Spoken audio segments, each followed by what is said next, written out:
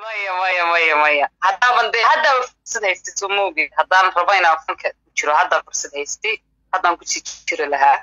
laakiin waa go-aanaan qaatay taasi fiican wanaagsan saaxiibada qiimaha badan ee ku xiran kanaalkeena YouTube ee Nuxur TV kusoo dhawaada caawa iyo muuqaal cusub muuqaalkeena caawa waxaan uga hadlaynaa ka bixista fanka fanaanada Xamdi Yar oo ka mid ah fanaaniinta reer Hargeysa kuna sugan magaalada Muqdisho. Xamdi Yar oo wareysi bixisay ayaan caawa idin soo gudbin doonaa codkeeda iyadoo ka warbixinaysa taariikhda guud ee fankeeda iyo xilliga ay ku dhalatay inay isaga baxdo fanka.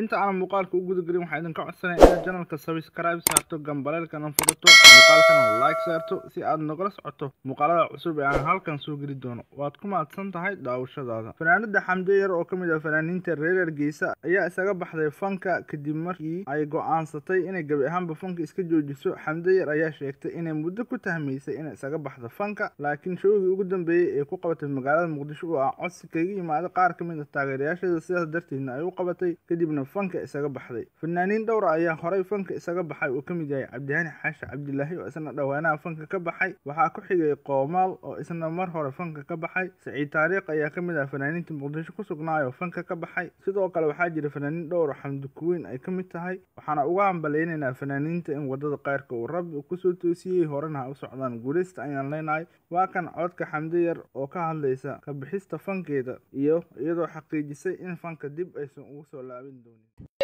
walaalo macaan horta aad baad mahadsantahay waan dhowhay ummadda Soomaaliyeed meel kasta joogaan waa salaamaya arrintaas waa run waan ka baxay fankii ilaahay baan uga baxay alxamdulillah ilaahay baa mahadsan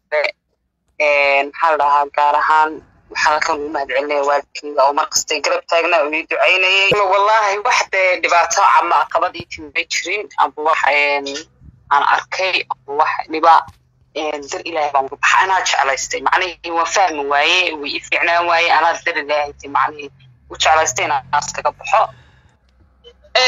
waa easy way isqabanayaan marka horeba waxaan rabay intaanan ba shugaas qabanin inaan ka baxo waayo bilooyinkan dhanba waan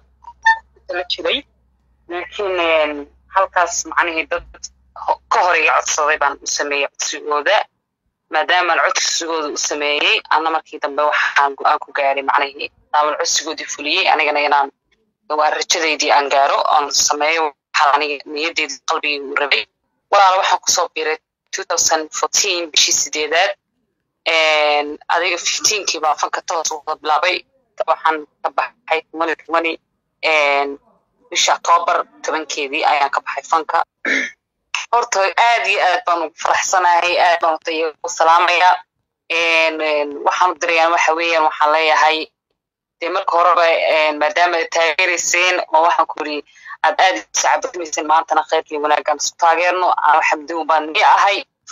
baan joojiyay halkii baan taaganahay laashin baan ahay marka aniga aan galay fanka liga joojinay kulay aniga ma aaminsaneyn macnaheedu wuxuu yahay ee la iga sheegay laakiin markasta waxaan leeyahay ilaaheedii ka madoobeeyo faa'iido malahan magac bas ka dhaxlaysa wax kale oo ka dhaxlaysa fanka habeerata ma jirto ma fahantay marka inta waxaan sadahay alwayarta sahay ka faa'iideyso fursada ku banaan ilaahay to bidceeli oo ilaahay ku abo asaas tahay in way iyagana waxa leeyahay ha ku lugu-ina waxbarashadiiniyo iska wata haween kale ma laga yaabo inaan ku soo laabto maya haddaaban dee haddaa fursad haystay soo moogid haddaan rabo inaan fanka jiro haddaa fursad haystay haddaan ku sii kolley waa la wada ogyahay haddaan la iska tuuray meesha qayb ku jiro walaalo fanka inuu faa'iido lahayn qof walba uu ogyahay qofkii damiir leh oo maskax aqli leh uu garanayaa wixii u fiican markaas saas laajigeed qofkii dee isaga